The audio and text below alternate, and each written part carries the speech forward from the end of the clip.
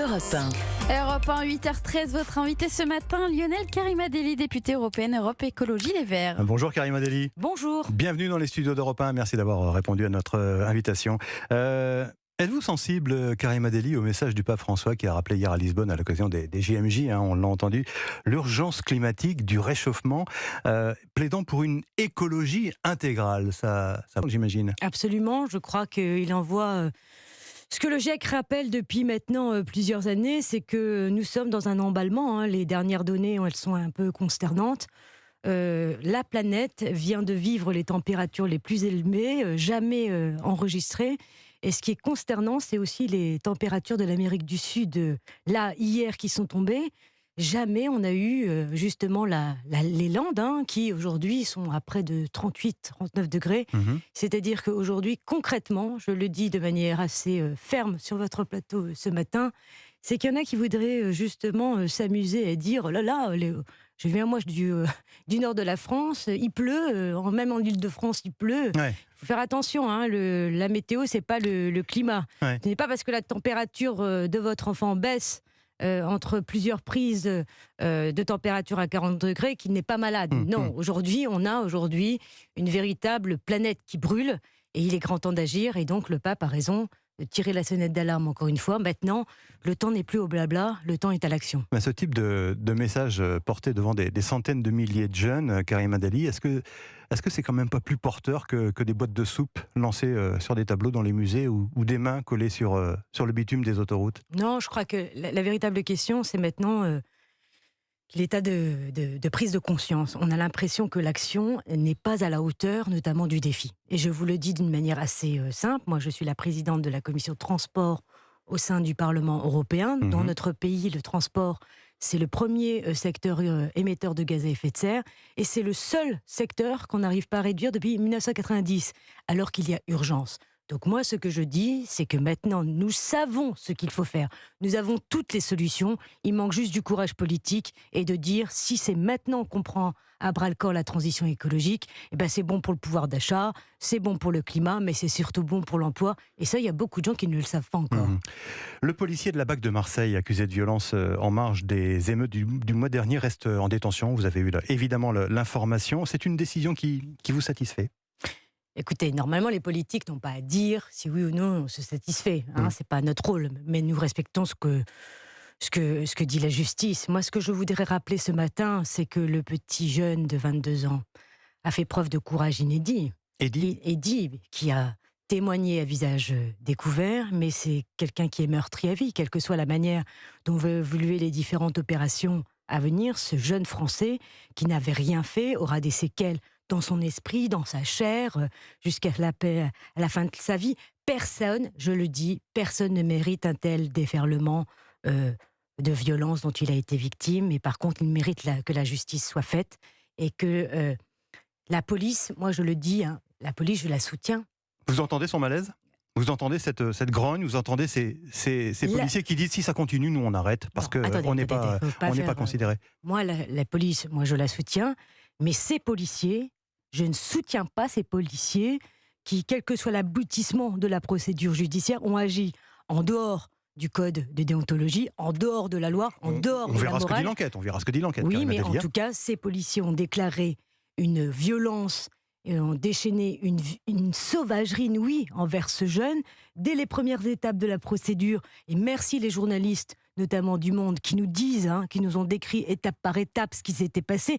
Mais dès les premières étapes de la procédure, ils se sont entendus pour mentir sur les tirs de LBD, mentir sur les coups qu'ils ont fait pleuvoir sur ce jeune garçon, et certains ont même menti sur les lieux. Et c'est là où votre question devient très importante.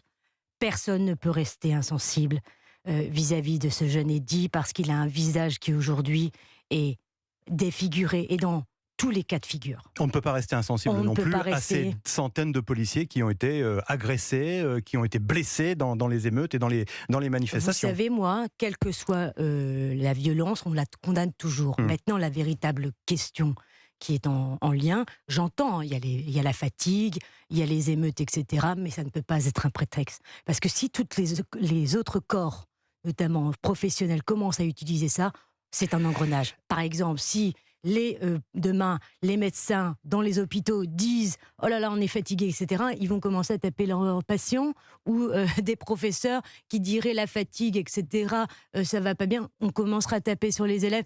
Ce n'est pas acceptable. Donc moi, ce que je dis par contre, c'est que maintenant, c'est surtout ce que j'invoque, c'est que la justice et l'impunité pour ces violences policières, dans tous les cas, c'est que la justice doit être faite. Est-ce que vous irez manifester, Karima Delli, le 23 septembre prochain avec d'autres organisations de gauche contre ce qu'ils appellent les violences policières et le racisme systémique dans la police? Vous ne pensez pas qu'il y a mieux à faire sur cette question que de défiler avec des gens qui hurlent « tout le monde déteste la police » ? Alors moi d'abord, je pense qu'il faut revenir aussi à des propos qui ont été tenus. Je pense notamment aux propos tenus quasi séditieux du directeur de la police nationale. Quand je vois qu'il y a eu des espèces de haies d'honneur par les policiers marseillais qui s'apparentent aujourd'hui, je le dis, à des haies de déshonneur, et un soutien aveugle du ministre de l'Intérieur, M. Gérard Darmanin, aux demandes disproportionnées des demandes des syndicats de police. Moi, je pense qu'il y a une véritable question de délabrement dans la hiérarchie et dans la police nationale. Et ce qui est très révélateur, et c'est là où ça devient très, très, très important pour moi, je pense qu'il faut, pour moi, sanctionner les brebis galeuses et réaffirmer à chaque fois qu'il y a une dérive contre le caractère républicain de notre police, doit être fait. Or, nous avons un ministre de l'Intérieur, M. Gérard Darmanin, qui agit trop souvent, vous voyez, en chef de meute comme ça, plutôt qu'en berger juste et impartial. Mais répondez à ma question. Est-ce que vous irez à cette manifestation et si des slogans du type tout le monde déteste la police sont lancés, est-ce que vous resterez dans cette manifestation? Non, moi je ne suis pas pour dire tout le monde déteste la police. Je suis pour qu'on dise plutôt que certains policiers, oui, ne respectent pas les règles. Vous voyez ? Donc ça, pour moi, c'est assez clair. Que les policiers ne soient ni en dessous ni en dessus des lois, mais comme tous les citoyens de notre pays, ils doivent répondre de leurs actes devant la justice, et ils n'ont pas droit à une justice à charge, ni à une justice, entre guillemets, d'exception. Mais ce qui est sûr aujourd'hui, ce qui est vrai, c'est que la majeure partie des policiers font leur boulot, ils respectent ils respectent les lois, etc. Mais c'est aussi ceux qui violent un peu les lois et qui un peu dépassent leurs prérogatives qui doivent être sanctionnés. Est-ce que vous avez le sentiment, Karima Delli, qu'Emmanuel Macron a véritablement tiré les leçons de cet épisode d'émeute? Il a parlé dans cette interview du Figaro Magazine de crise de civilisation. Moi, je crois qu'il n'a pas compris du tout ce qui était en train de se passer. Ça, c'est la première chose. La deuxième chose, c'est que regardez, ce petit jeune Eddy, il attendait juste un coup de téléphone. Un coup de téléphone, parce que je pense que réellement, la moindre des choses dans ces contextes-là, c'est l'apaisement. Peut-être que le président de la République attend les conclusions de l'enquête, parce qu'encore une fois... Oui, mais ok, d'accord, mais l'apaisement, c'est de réconcilier toutes les populations, quel que soit l'endroit où vous habitez, quel que soit le lieu où vous êtes né. En tout cas, moi, je crois que vraiment, sur ces questions-là, tout le monde met la poussière sur le tapis. Souvenez-vous, je veux dire, les quartiers populaires méritent autant d'attention que n'importe lesquels. Il ne faut pas non plus se dire d'attendre des émeutes pour régler les questions. Au contraire, ce sont des questions qui sont prioritaires et qui devraient être réglées très rapidement parce que, justement, on connaît déjà les problèmes depuis de très nombreuses années. Le 24 août prochain, il y aura les journées d'été des écologistes et le rappeur Médine sera l'invité de votre parti. C'est un rapport qui, dans ses textes, appelle à crucifier les laïcards. Il pose en faisant le geste de la quenelle antisémite. Il a régulièrement des propos homophobes. Vous pensez vraiment avoir des combats communs avec cet artiste, comme le dit Marine Tondelier, votre patronne? Écoutez, il a été invité. Nous allons pouvoir débattre concrètement. Les journées d'été, pour moi, c'est surtout de montrer à l'ensemble de notre pays que les questions climatiques deviennent plus qu'urgentes.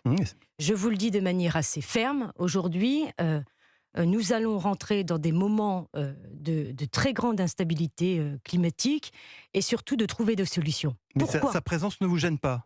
Écoutez, de toute manière, il a été invité, il a dit oui. Maintenant, le temps est au débat. J'ai vu qu'il y avait certaines polémiques par des propos qu'il avait tenus. Pardonnez-moi, parce que même à gauche, même parmi vos amis de gauche, il y a des condamnations. Mais je l'entends. Moi, ce que je veux, c'est que ces journées d'été soient des moments de réflexion sur qu'est-ce qu'on fait qu'est-ce qu'on fait concrètement par rapport à l'urgence climatique. Et vous pensez que Méline a par un rapport à discours là-dessus? l'urgence, on va voir, mais moi je veux qu'on trouve des solutions sur notamment cette écologie qui doit répondre aux enjeux présents.